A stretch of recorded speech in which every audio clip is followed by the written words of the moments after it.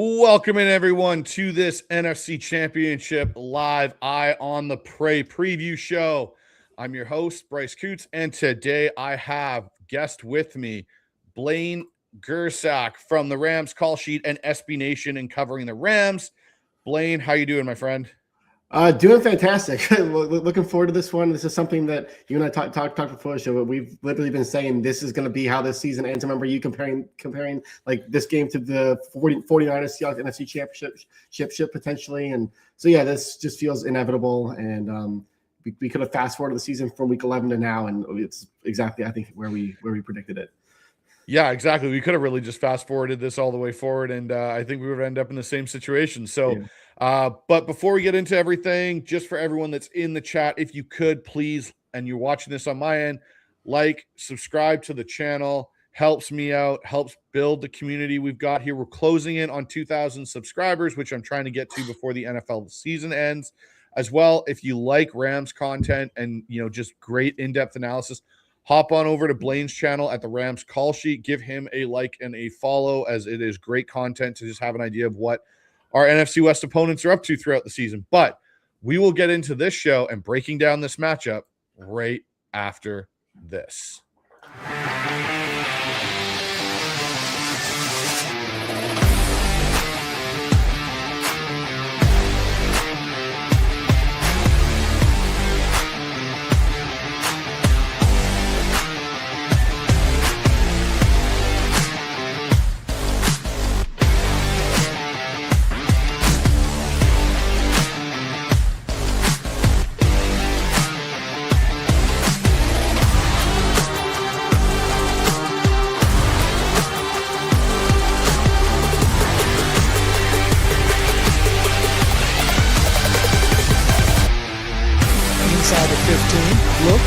Fires to the end zone. Ball is caught.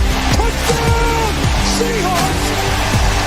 Dunking it over the bar is Jackson Smith and Jigba. He's on the run. Wins. 40. Pushes the man. 35. Look at him go. He's down to 20. 15. He could go. He is going to go. Touchdown Seahawks. Oh my word. A 67-yard run.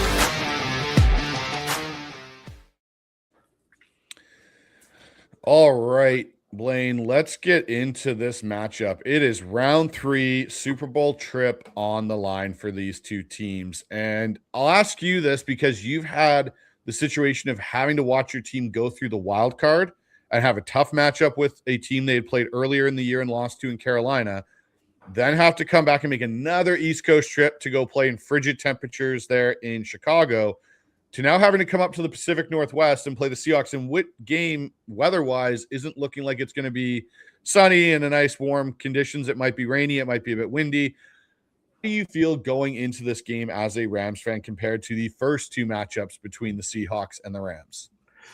Yeah, I think that first game I was pretty confident just because of just the success that the Rams had had with Sam Darnold previously, and then you go into week 16, and these are two of the top teams in the NFC still, and I think just being on the road, I kind of thought that Seattle would win that game, and they ended up pulling out a crazy comeback there in the fourth quarter. But I think going into the NFC Championship game, I think this is a game that truly could go either way. I think it's truly 50-50.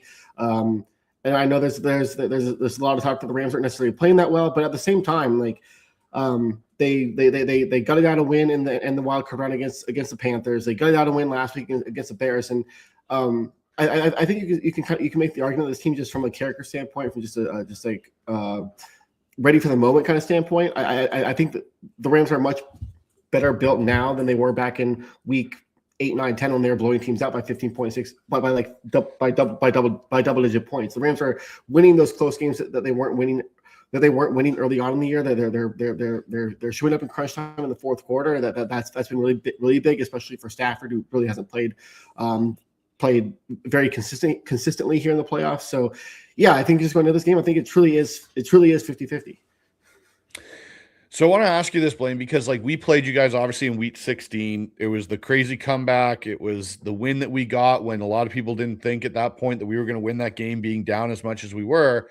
And then it seemed following that the Rams kind of hit a bit of a slope, or a slippery slope, when it came to, the Falcons game. They were in tough a bit there with the Cardinals, and then the Panthers game was closer in that playoff round one than I think a lot of people thought. What did you make of that kind of moment there for this Rams team? Because it looked like the defense started to, even though they got Lake back, still seemed to struggle a bit. And then the offense just seemed to be like, was it Sean McVay overthinking things? Like, what kind of happened there? Because up until week 16, when we played you guys were rolling. You guys were a juggernaut. You beat us in the game in LA. What kind of happened in between there and the playoffs where this Rams team kind of hit, like, it looked like a bit of a road bump? Yeah, so I think for starters on the offensive side of the ball, I think this team truly missed Kevin Dotson. I think he's one of the more underrated offensive linemen in the NFL. He's an all-pro caliber player, but just with the depth of the position, he's not going to necessarily get that all-pro recognition. So I think that they missed him at right guard. On the defensive side of the ball, they didn't have Quentin Lake. We're kind of rotating players in there. They lost Josh Wallace there for a little bit. And then I think also just a little bit of regression to the mean, especially from Matthew Stafford's standpoint. I mean, for most of the year, he's played at an MVP caliber level, but at the same time, he started the year throwing, I think, 28 touchdowns to no interceptions. And at some point, that's gonna go back the other way a little bit. And I think you saw that, especially in the Falcons game when he threw three interceptions. When he threw three interceptions in that one. So I do think it's a little bit of regression to the mean, but at the same time, you go back to 2021, and this team had a very similar stretch. It's the infamous no win November when they went the entire month of November without winning a game. And it's those moments. It's just like show me who you are. How do you bounce back from this? What kind of team are you going to be? And it took a while for, I think, the Rams to kind of bounce back from that Seahawks loss. I think that kind of and I think that would affect most teams, but they've come back on the other side here the last couple weeks, and it hasn't looked pretty. But at this point in the season, I don't think there's necessarily a extra points for how you win, but just survive in advance. No, I couldn't agree more. It's definitely that survive, find a way to get the W. It doesn't matter how ugly it is, just get the W and keep going.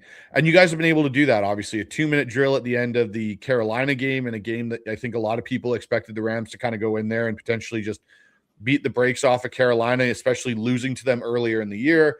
And then you guys come back to that game in Chicago last weekend, and really, like, that game was kind of back and forth. The Bears were hanging around, and the Bears committed a bunch of turnovers, which I think in turn shot them in the foot in that game. And you and me talked a little bit off. I kind of wanted to get your thoughts, maybe to elaborate on it. But what's going on with Sean McVay in that game? Because that was one of the worst called games I think I've seen Sean have in such a big moment for him, because I couldn't understand why you guys just didn't run the ball more against such a bad run defense in Chicago. Yeah, it didn't make sense. The Rams over the second half of the season have really, like, the story of their offense has been getting to 13 personnel, running the ball at teams, and having success that way. And then in the in the NFC divisional round against a team that's bottom five, has a bottom five run defense, you come out in 10-degree weather nonetheless, and are throwing the ball 42 times. It just it didn't necessarily make sense. I think my thought process is that the Bears I think they ranked 30th in the NFL in EPA per slot target. So I think McVay wanted to get into 11 personnel, get three wide receivers on the field, and attack Kyler Gordon in the slot with Puka Nacua, who actually had his highest slot percentage or slot rate of the season last week against the Bears. So I think that was the plan, and I think in theory it's a good plan at SoFi in Chicago in September. I think in Chicago in December in the playoffs.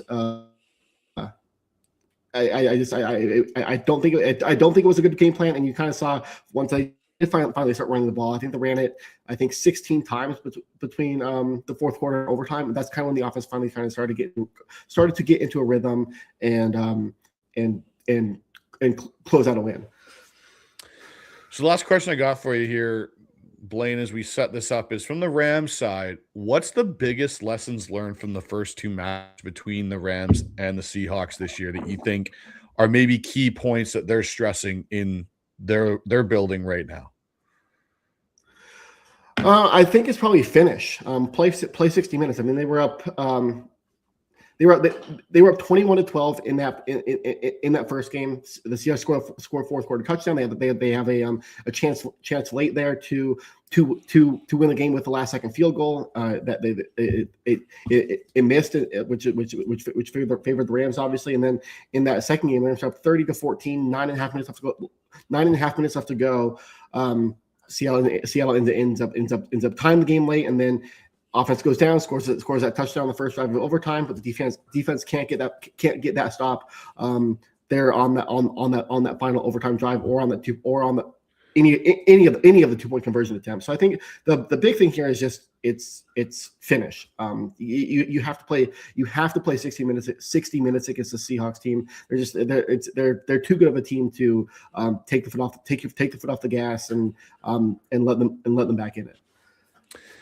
Now, let's move on to a little bit of a conversation I think that needs to be, from a Seattle point of view, I think we need the national media to finally stop talking about it. And I think it'll be an interesting conversation from the Rams point of view. But this QB chess match a little bit between, we'll look at the Sam Darnold version going against your Rams defense, and we'll look at Stafford going against this Mike McDonald defense. But, when you look at what Sam finally has been able to do, he won a playoff game. Didn't have to do much, I'll say, in that playoff game. But it seems to me, and I want to get your perspective, Blaine, as someone from another team, it seems to me that the NFL, the national media, for say, constantly likes to move the goalposts on when Sam Darnold's accomplished something that he hasn't accomplished it yet. It's like he gets there, and then they pull the carrot away. The guy's now won. He beat the Rams. He beat the Niners late in the season to win the NFC West, get number 1 seed in the conference, comes back, wins last week, and is now set up in his first NFC Championship game. Do you think it's finally time to stop talking about the past Sam Darnold and all the stuff from the New York days and the Carolina days and look at him at the quarterback he is now, which is I would say a top 10 NFL quarterback between range 6 and 10, being when he's on, like we saw earlier this year with JSN, leading up into that week 11 matchup, he was one of the best quarterbacks in the NFL statistically, almost in every metric, to a guy that can win you games and play complementary football. From a Rams perspective, when you guys look at going into this matchup for a third time, and you've been able to create turnovers against Sam, how do you think Chris Shula and that goes about attacking him this time? Is it going to be the same, or is there going to be a little bit different of a level of respect of Sam Darnold and try and change things up? I think, at least to start, I think the game plan has to be the same, right? I think you like the how you affect Sam Darnold is how it's always been. You get him with interior pressure. You get him with those edge stunts inside to kind of knock him off his spot and quicken his process. And that's what the Rams have had success with. That's what they had success against him in the early part of week 16. But I think you're spot on. Like, this isn't the same Sam Darnold from the New York Jets, from the Carolina Panthers days. This is a different quarterback. The media's always going to move. Going to move the goalposts. They did the same thing with Stafford in 2021. Oh, he can't win the big one. He can't beat a team with a winning record. Can't win the playoffs, et cetera, et cetera. And then he did it. And then he can't. Can he win the Super Bowl? And he finally did. So I think until until that point, until if Darnold, I think, wins this game, I think it drastically changes the narrative on him, whether that's fair or not. And it should have been off his back already. But yeah, I think from a Rams perspective, though, like, you have to go at Sam Darnold just the way that they have in the first two matchups, just because they, for the most part, they have had so much success with it. The times that Sam Darnold's really gotten going against them has been in the fourth quarter when things are a little bit more out of structure, per se, I guess, when the Rams, I don't know what Shula was doing, but in week 16, he's playing with 9.5 minutes left to go. He's playing 11 yards off of JSN. It's just when the defense kind of gets soft like that. That's when Darnold has had success against this defense. So I think for the most part, from Shula's standpoint, the game plan kind of stays the same. You have to get to him with interior pressure and force him into mistakes. Do you guys think you're going to bring more pressure, like blitz him maybe a little bit more than you have in the first two matchups to try and create some more of that? Because Seattle's offensive line now for the back half of the season, finally being fully healthy, has definitely grown and gelled as a group. How do you think that's going to play in? Like, is it going to be, a situation where we can, expect you guys to blitz more and take some advantage? Or do you think it's going to be really on that front four for you guys to really create that pressure? Yeah, I think for the most part, it's going to be on the front four. That's kind of the MO of this defense. They have one of the better pass rushing front fours in the NFL. Guys like Byron Young, Jared Verse, Kobe Turner, and Braden Fisk. Those guys can get after the quarterback. I would expect Shula to keep on to keep kind of drawing up stunts for first to come inside, and but at the same time, I think Quentin Lake being back in this matchup, he wasn't available in week 16. So with Lake back, I think it does give them flexibility to bring guys from the second level if needed. But this secondary just isn't good enough to bring guys from the second level and leave open gaps in the secondary. So on the flip side of this, Matthew Stafford, he lit up the Mike McDonald defense with Puka Nacua in week 16. Week 11, however, he struggled, probably one of his worst performances as a pro in a lot of ways. What do you feel like this matchup's going to be? Because I personally don't think we're going to see week 16 Matthew Stafford again. And I think there was a couple things that went into that. It was a short week, right? Both teams were coming off a short week. McDonald basically kind of alluded that he tried to put way too much in that week to try and stop Stafford and McVay.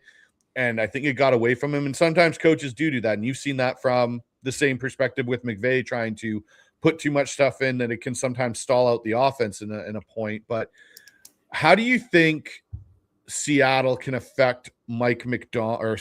How do you think Mike McDonald and the Seattle defense can affect Matthew Stafford in ways that they did earlier this year going into this game? Do you expect Seattle to blitz him more, or do you expect a situation where Seattle may play off and just rely on their front four to bring pressure? Because I've got my theory on what Seattle's going to do, but I'm curious to think what you think Seattle will do to attack Stafford. Yeah, I mean, with Stafford, it starts with getting pressure. You can't Stafford's too good of a quarterback to just let him sit back there and dice up the defense, because he's absolutely capable of doing it, even as off as he's been. You have to make him uncomfortable. That's how it is for all pocket passers like Stafford. You have to make him uncomfortable. But I think from Seattle's perspective, and I'm sure Mike McDonald is watching the Chicago film from last week, and Seattle's front four is very, very, very similar to the Rams, where they can get to the quarterback with four. They're very capable of that. But I'll be curious to know, curious to see, I guess, with how the Rams dealt with Chicago bringing cornerback blitzes last week and struggling with it. If Mike McDonald kind of steals from that a little bit and does the same thing. I got a feeling he may bring Eamon Worry a little bit more than maybe he did in the first two meetings. I think the biggest thing for Mike McDonald in this one is you got to take the run game away early and really force McVay into more of these straight dropbacks. And not that it's a situation where it's really a weakness for you guys, but there's so much of McVay's play action game that's so deadly that if you can take away the run and really just pin your ears back and go, like you said, rattle Stafford a bit, it can really affect him. And if the weather's not great, we know Stafford's not a great rain quarterback if it's raining. It'll be an interesting matchup to see between these two quarterbacks who can kind of just make enough plays or who has to really carry their team, because I feel like if either one of them gets in a situation where it's carry the team, I tend to lean in Stafford a little bit more in that situation if it is for a longer point of the game.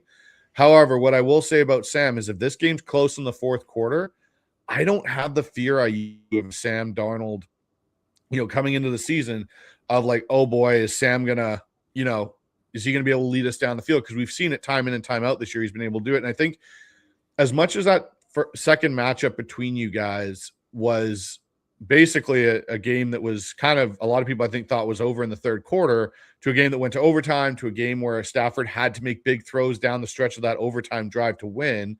I still think he made the best throw of his career on that particular drive to Cooper Kupp to convert that one first down. I feel like that was kind of like his Steve Young moment in a way of getting the monkey off his back a little bit to be able to lead that drive and get down the field. But I agree with you at one point here, Blaine, that if he wins this game, and they do go to the Super Bowl, I think it will quiet a lot of the narrative from the national media about Sam Darnold. So it'll be interesting to see. But let's kind of talk about the trenches here. And you talked about your guys' front four and that pass rush. But one thing I want to touch on is your guys' ability to stop the run has been kind of a problem this year. I think Seattle exploited that a little bit in week 16. I think some of these teams down the stretch, the Carolinas, the Chicagos, even Atlanta's done the same thing. How do you plan on stopping a Seattle running attack now that has kind of got its footing and started to become one of the better units in the NFL? Is that something for you that's a little worrisome, is seeing what K9 was able to do the back 4 weeks of this season? Yeah. And I mean, for the most part, the Rams' run defense has been actually very, very, very good this year. They did have moments down the stretch. They obviously in week 16 allowed that big run to Kenneth Walker that goes, I think it was 55 yards for the score, and then against the Falcons they allowed the big run to Bijan Robinson. But this is last week against the Bears. I think the Bears ran the ball 32 times for.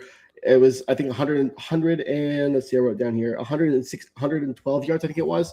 And it was, I think, only like a 41.7% success rate. So if the Rams can, and I think the longest run in that game too is only 15 yards, which you live with that. You live with the longest run being within that 20 yards. It's those back-breaking 50-yard runs that this defense over the last 6 weeks or over the last 4 weeks of the regular season really struggled with, and that's what they struggled with last year. But over this offseason, over the last offseason, this is what the Rams defense was built to do. That's why they brought in Puna Ford. That's why they signed Nate Landman. They didn't want to lose in the same way that they lost last year in the divisional round of the playoffs to Saquon Barkley and the Philadelphia Eagles. So they didn't want that. They didn't want that to happen again. But to your point, like Kenneth Walker, he's playing. That Seahawks run game is night and day from what it was early on in the season, from that Week 11 matchup, and that's the key. That's how you take pressure off of Sam Darnold. That's how you kind of open up the play action game, which this Rams defense really struggles defending. So yeah, I think from a Rams defense perspective, you have to be able to. They'll live with giving up 3, 4, 5, 6 yards per carry, but can they limit those explosive plays which they gave up down the stretch? Yeah, I think it's gonna be really interesting with the especially with the early down success rate for Seattle running the ball has really allowed this offense and Sam to kind of settle into games. And so, you look at it, the Rams defense does rank near the top in stuff rate and run stop rate up or behind the line of scrimmage. And both teams, the one thing I'll say is rank high when leading. They can control the tempo really, really well with their run games. Seattle's proven that. The Rams have proven that with Williams and Corum. If the Rams lose early down run fits, what do you think Shula's counter is going to be to try and, fix that throughout the game? So I'll give you an example, Blaine. Say that, Seattle really in that first quarter and a half is really able to establish the run, and the Rams are losing those run fits. Do you see Shula potentially changing up, going from a lot of what he did in the first two matchups was play a lot of too high shell to maybe rolling Lake down more into the box and going to a little bit more of a single high shell safety look? What do you expect would be the counter there from the Rams? Because they both matchups, they played a lot of 2-man high safety looks, which lighten that box. Do you think that's going to be the way they roll it out again?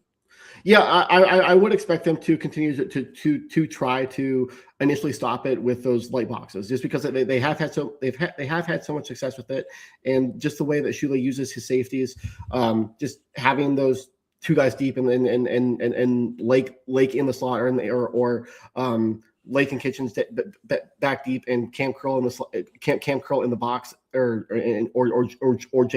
Jalen McCullough, just with the way they rotate the back end, they'll try to keep it light for as long as they can. But if they have to, I think just having Lake back I think really changes this defense, just because he's such a chess piece. They can really move him everywhere. So if they need to,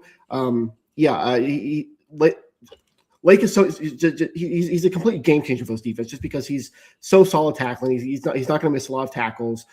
He really does change everything on the back end. So if they do end up, having struggles defending the run with those light boxes, I would 100% expect them to bring Quentin Lake down and try to help out if needed. But at the same time, if that happens, that really opens up the back end to JSN beating them over the top and whatnot. And that's the one thing I've been wondering about is if that's your counter to roll Lake down into that box is, okay, now you're giving Seattle what they got a lot earlier this year, which were a lot of those first read target throws to JSN. And out of curiosity, with your, is Emmanuel Forbes expected to play in this? Because I know he got dinged up in that Bears game, was on the injury report. Is he expected to be a go for you guys this week? That situation is I honestly have no idea. I can't tell you. Just because he wasn't even. It's not that he was even. It's not that he was even hurt. He got hurt, but I think him getting hurt gave them an excuse to bench him. And because I think on the broadcast they said Emmanuel Forbes could return if needed. So he could have played if they needed him to. But I don't think this coaching staff really.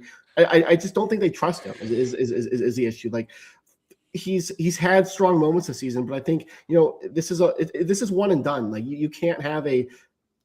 He's very up and down. There's a high level of variance to his play where Roger McCreary, who they traded for from the Tennessee Titans earlier this year, has actually surprisingly played very well. He played very well on the outside last week. So I will be very curious because the Seahawks don't have that big 6'4" wide receiver that can kind of take advantage of the Rams' small cornerbacks, Kobe Durant, and McCreary is pretty small as well as Darius Williams. But so I'll be curious if they kind of go with how they finished the game last week and go with McCreary and Kobe Durant on the outside and rotate in Darius Williams, or if they kind of go back with Emmanuel Forbes. But my gut tells me that they'll kind of go with kind of who they trust, which I think would be McCreary, but it's going to be interesting to see. So let's take a flip onto this other side here, and let's take a flip over to the dark side, Blaine, as we call our defense up here in Seattle, is the dark side defense. And I got to ask you, because the one thing I'll say is I feel like McVay's, with McDonald now being the DC, I swear McVay is just missing Pete Carroll and the cover three and just being able to pick it apart all day long, where now he's going up against the defensive version of himself and a guy that studies the game and is basically the defensive equivalent to what Sean is for the offense. Seahawks defense is a top 5 in EPA allowed in the red zone. The Rams offense, uses a lot in this year, and they're a very good play action team again. The one thing I'll say is the explosive pass plays dropped significantly for you guys in some respects between, game 1 and 2. And yes, Nakua had his moments in game 2, but it was not nearly there like it was in game 1. What wrinkle do you expect McVay to have or use in this game? Because he's done his 13 personnel. He's done a lot of things. What are you expecting to maybe pull out in this game that we haven't seen yet this season from McVay and the Rams? I wouldn't be as much as I think Rams want McVay to get down into 12, 13 personnel and run the ball. I just don't think that's going to work against the Seahawks defense, because just stopping the run it's their strength. They're running into a brick wall if you're trying to run inside. I wouldn't be surprised if in this one, if McVay kind of gets back to what this offense was back in 2021, where I wouldn't be surprised to see a lot of empty in this game, honestly, or a lot of Stafford in the gun and try to spread Seattle out a little bit and kind of make things, I think, a little bit more simple. I think for the offense and Stafford, in the sense where you do that and you're able to identify, I think, what the defense does a lot easier that way. So I wouldn't be surprised if McVay kind of shifts to a more empty and shotgun 11 personnel offense in this game. Now, so this is one thing I've been curious about with McVay in the 2 matchups, at least with the Seahawks. He seems to have, especially in the last game, in game 2, in my opinion, gotten away from the run too early for you guys, where he kind of bails out and gets pass happy. And it's something that I criticized Kubiak for at points this season with Seattle, where it's we keep saying we want to be a running team, and we keep getting very pass happy at points. Do you expect McVay game to stay patient with the run, given the last 2 weeks? Or do you think this could be a situation for McVay where, to your point, they get into these empties and these 11 personnel sets and they get into more of this spread out Seattle's defense and then try and run it? Or is it going to be, hopefully McVay doesn't get into one of these and start throwing it all over the yard again, hoping that he's going to catch Seattle by surprise? No, I think this is a game where you run it because you have to, not necessarily because you need like. I think they'll run it because they have to, not because they need to. I guess. I do see them having a more pass happy game plan, which again could be for better or worse. But I think in this type of game, in this type of environment, I think want the game to be in Matthew Stafford's hands. And so yeah, you have to run the ball to keep Seattle honest and whatnot, and get those easy yards to set up those third and manageables. That's really, I think, in the second game, like that's the Rams on first and second down. We're running the ball incredibly well, which set up those third and manageables and kept the offense on track. Whereas late in the game, they were facing all those third and longs, which led to 3 and outs and whatnot, and really allow Seattle back in the game. So I think if you can kind of get the easy yards with run game to set up the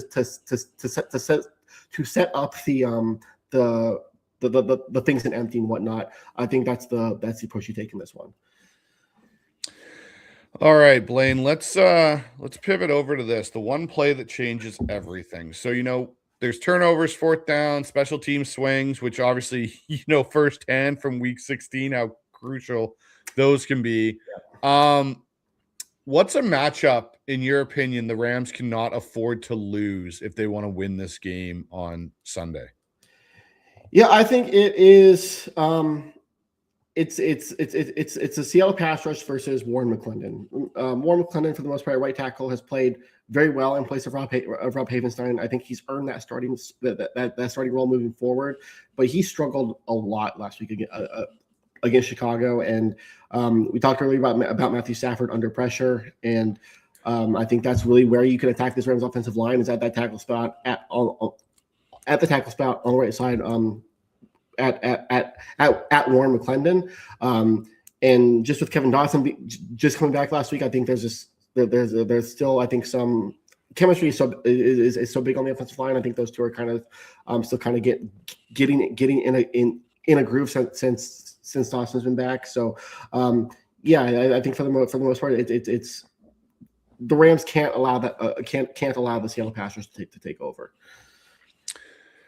Interesting, because for me, when I flip it to the other side, I think the biggest thing, if Seattle's going to win, they have to win on the trenches, but running the football. They have to be able to establish that run game to open up their play action for a bunch of those things. So the final question I got in this little bit of a segment is, if there is a play to swing this game late, what team and what group do you think is the one to make that play happen?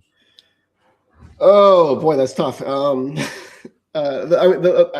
going to say I don't know what team it'll be, but I think it's going to be a special teams play, whatever it is. In the first game, you had the huge Ethan Evans punt that pinned Seattle inside the 5.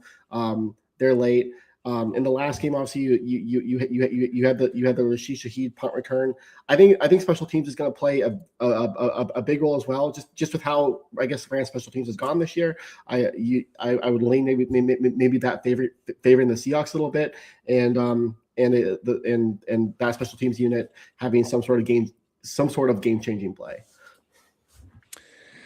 See, I got a feeling for me in this one, if there's a group that I trust to make a play, I got a feeling it's going to be Seattle's defense, and I got a feeling it'll be an interception. That'll be something that I think will be, if I had to put money on it, that's where I think the swing. Like, I would love to see Shaheed in this punt return unit do something again, or this special teams unit. But I just have a feeling that the Seattle defense right now is just, there's something about them playing at a different level, especially coming off what they just did to Kyle Shanahan for basically 2 weeks in a row, where Kyle Shanahan, who's one of the more brilliant minds in the NFL, and yes, he was missing a player out of his offense in George Kittle, he's only been able to muster 9 points. I just have a feeling that this unit's doing what some of those great defenses do in playoffs, which is like, hey, offense, you only need to score 13 points, and we got the rest, kind of a thing. I don't think it'll be that type of a situation with the Rams. I think the Rams will score more in this game. But I think Seattle's defense is just playing at another level. And I think there's something to be said. And it's a piece I kind of have been interested in and I may write about for field goals. But I got a feeling that the Seahawks defense, if they win the Super Bowl, and they play this way, there's an argument to be made that this Seattle 2025 unit has the same, at least to be on the same pedestal as the 2013 unit, and maybe not even looked upon as a better unit overall in one season than that unit in 2013, which is a lot to say because that 2013 unit did win a Super Bowl, but it's an interesting discussion to kind of have. So, Blaine, it'd be interesting too. Like, I mean, Seattle didn't allow a touchdown in Week 18 to the 49ers. They didn't allow a touchdown last week. So depending on how they do in this game and in the Super, and if they make the Super Bowl and whatnot and end up winning, like, yeah, no, I think that like you're spot on. This could be seen as, I think, one of the more dominant defenses of all time, if not at least the modern NFL where offenses are the focal point.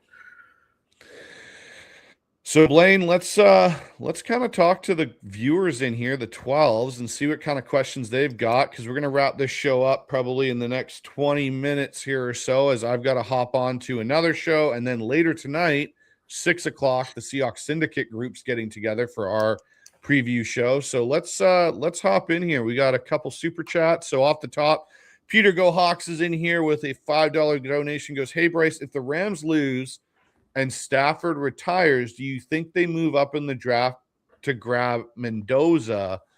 38-17 blowout could do that to Stafford. Well, I don't know if it'll be 38-17, Peter. I think this game's could be closer than that, but that's an interesting conversation, Blaine, is what do you think happens with Matthew Stafford if the Rams don't go to the Super Bowl? Or even if they do, for say, and win it, do you think this is Stafford's last year, or do you think there's a few more years in Matthew Stafford? I think if they lose this game, I think he's back. I really do. I think where this really becomes a question is if the Rams win this game and if they win the Super Bowl, like Stafford's 38 years old, or 30, he'll be 38 next year. Like, don't you just go out on top and ride it off into the sunset, especially going out, you know, after an MVP caliber season. You win a second one. You're basically a surefire Hall of Famer at that point. You have nothing really left to prove. I think that that's at least how I would want to go out.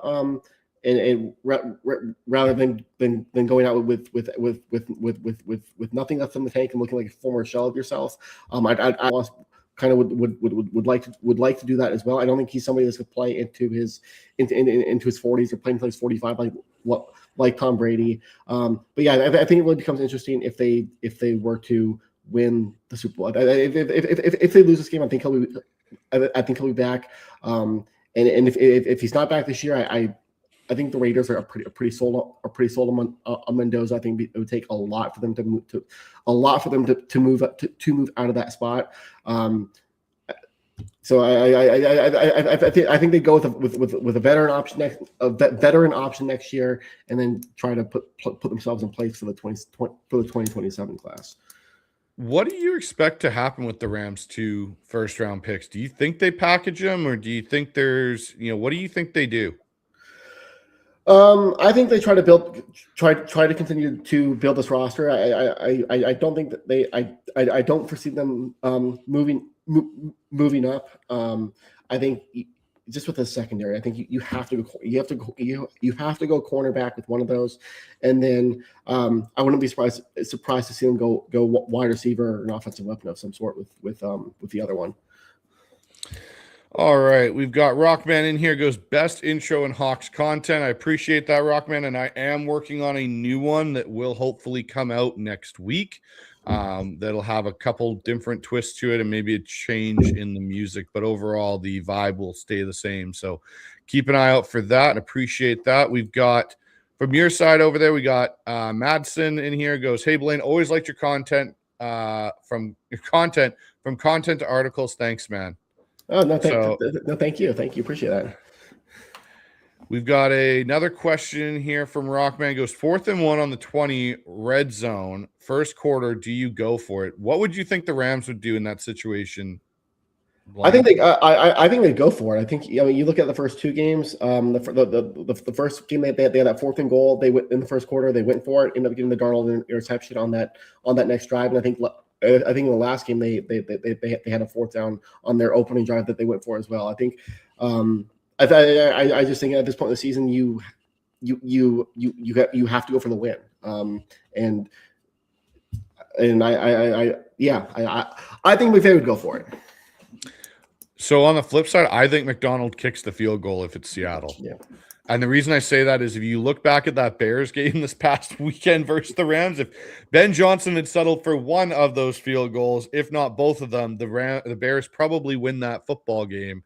And I think at this point, again, in a game that's going to potentially, I think, be very tight, I think you got to take points when they're there to you and they're afforded to you and just take them and see what happens, especially when you have the defense that Seattle does. So that's where I'd go with that, Rockman. We've got another donation here from I'd rather be flying an X-Wing. Always good to see you. $5 donation goes, what's up, Bryce?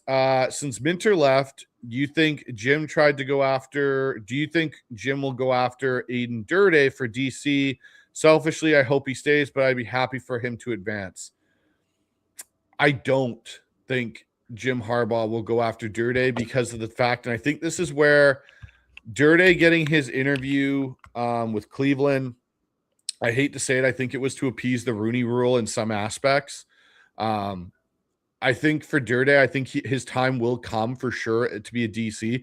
Who I would expect Jim to maybe go after if I'm on Seattle's roster is Carl Scott, who is basically been the guy that's helped this defensive secondary a lot. Durde still isn't calling plays yet as the defensive coordinator. He's only been in this position under Mike for 2 seasons now. Prior to that, he was a D-line coach in Dallas. So I would expect Jim to want to go after somebody that's a little bit maybe more seasoned and veteran. Maybe he goes after Orr, who's been a defensive coordinator, or you never know. He may go and try and pull a defensive coordinator that he's had in the past from, whether it's the San Francisco era or whatever it may be. He may have some other names he may pull from. I don't expect it to be Aiden Durde. However, Carl Scott is a name to keep an eye on out there from that perspective. That's interesting you say that because I think Chris Shula is probably my favorite for the Pittsburgh Steelers head coaching job. And so if McVay has to replace his defensive coordinator this offseason, Carl Scott was actually a name that I kind of had on my list. I'll be interested to kind of see if McVay tries to steal from McDonald a little bit and add some of his stuff to what the Rams are doing. Yeah, Carl Scott's someone I think that is just not talked about enough for what he's done with Seattle secondary. And you look at Witherspoon, you look at Reek, you look at Ty Okada, Kobe Bryant, Julian Love, that group is very, very good. And I think he's someone that he held over from the Pete era. I think he's been better in the Mike McDonald era here in Seattle. So it'll be an interesting one. See if there's any more in the chat here to pull out. Just kind of going through.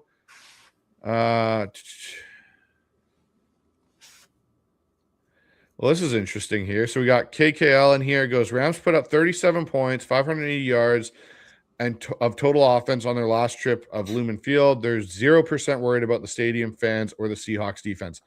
I will push back a little bit on this, KK, and I understand what you're saying 100%.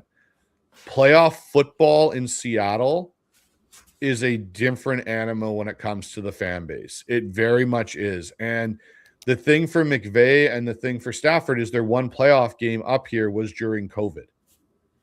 They didn't have to deal with that. And you listen to Brady talk about it with the San Francisco game.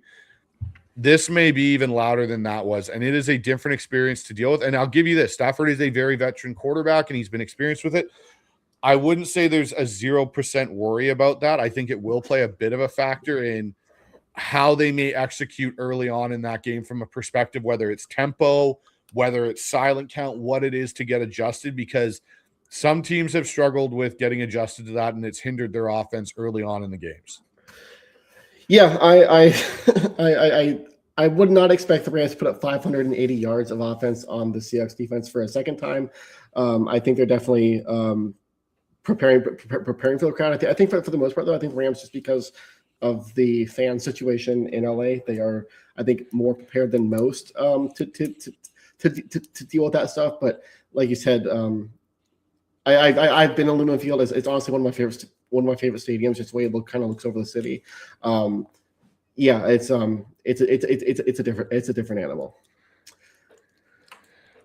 Brian comes in with new intros. Got to include the Rashid opening TD run. Yes, it's going to include that. They'll include some Mike McDonald sound clips. It'll include a bunch of different things throughout the season. I can promise you one clip that will not exit will be the JSN hanging off of the goalpost, because that's still one of my favorite moments this season when he did that versus the Texans. But there'll be a couple different things in there. So it'll be interesting. And we've got one from Elena. Goes, I saw 2 Rams content creators discussing the Stafford hasn't looked right the last 3 weeks or so, and they think his back is bothering him. Said he gets up slower after hits. Have you noticed that at all, Blaine? I guess I haven't really noticed it that much. I think it's just hits accumulating over the course of a season, and I don't really look at. I think last week is a little bit of a grain of salt. I guess just with weather stuff. 10 degrees in the snow is always gonna be tough for any quarterback. Caleb also wasn't very accurate in that game either. When the game's been on the line, Stafford has. I mean, you look at a throw to Devontae Adams in overtime, and it's just this unworldly throw that only a handful of quarterbacks can make. He can still make all the throws. I think for him it's just about being more consistent. And I don't necessarily think his back is bothering him. He did have the hand thing against the Panthers.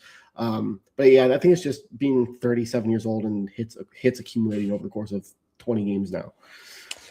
Yeah, they definitely accumulate. The one thing for me that I wondered about, I should say, in that Bears game was the finger he injured in the Carolina game because of how cold it was, trying to spin a ball, all those things. It'll be interesting. So we'll finish up here with this, Blaine, the final whistle here and predictions and whatnot. And I'll let you go first, but I want to pose this question to you.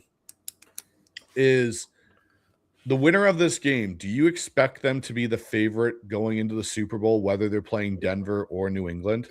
100%. I think this is like I think in some years you kind of can look at the conference championship game and say this is effectively the Super Bowl. And I kind of look at this game with that lens. Like obviously, like it's the NFL, anything can happen any given Sunday, any team can win. But I just think these two teams all season long, they've just been on another level, and I would 100% expect whoever wins this game to be favored in 2 weeks.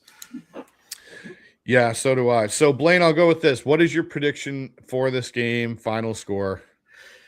Yeah, no, like I've said, I think this game is 50-50. I think you kind of look at that first game that the Rams won, and I think you can look at that game and say Seattle had every shot to win that game, and arguably probably should have won it. And then you look at the second game, and the Rams are probably the better team for most of that game, and probably should have won that game, and they lose. I think this is just a game where it's the thinnest of margins.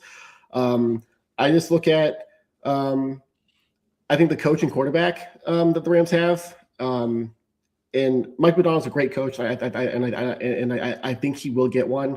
I don't trust Sam. I don't trust Sam Darnold just yet. I think he can do it. I would not be shocked if Darnold ends up leading the Seahawks down on a game-winning drive or whatnot. But I trust Matthew Stafford and I trust Sean McVay in those situations. In these situations, Sean McVay has never lost an NFC Championship game. He's been in this situation before. So I am taking the Rams in this one. I've been wrong in how I think the game's going to go in the first 2 games too. I think in the first game I thought it was going to be a shootout. Ended up being a pretty low-scoring game. In the second game I was expecting a defensive battle. Ended up being a shootout. So we'll see how this one goes. But I think I have the Rams in this one. I have them winning 23-21. Okay, so I'm going to go on the flip side with this because I've always been, even as an offensive player, offensive coach, that defense wins championships. And there's something to be said about a defense playing at home that's a little bit different than an elite defense playing on the road. And for me, the one thing I'll say about Sean McVay is it's 2 NFC championship game appearances, correct? If I'm wrong, Blaine, right? 2. Yep. Both were against the 49ers, if I'm not mistaken, correct? What were the two? The first one they won at New Orleans in that hostile environment. So he's right. Correct. Yeah, that was the play action or the pass interference that should have been called game, correct? If I'm not mistaken. Correct. Yes. So there's that one, and then he played against Kyle, and he's always had Kyle's number, it seems, as a coach since he's. But at that point, though, Kyle had won 6 straight games against him. Kyle kind of had his number at that point. That's true. Yeah. I look at this and I go, there's a stat too where Mike McDonald has yet to lose a game when he's played the same team twice in the same season. I don't think we're going to see such an easy time like they did in Week 16 versus the Rams, where. Again, 580 yards of total offense, and Stafford had a career day almost, as well did Nakua. There's something about this Seahawks team that they seem pissed off, and I think it has to do with, in some respects, the national media just not respecting them when it comes to all pros in a lot of ways and different things. I just have a feeling this defense is going to play at another level, and that crowd's going to be absolutely insane. I'm going to go...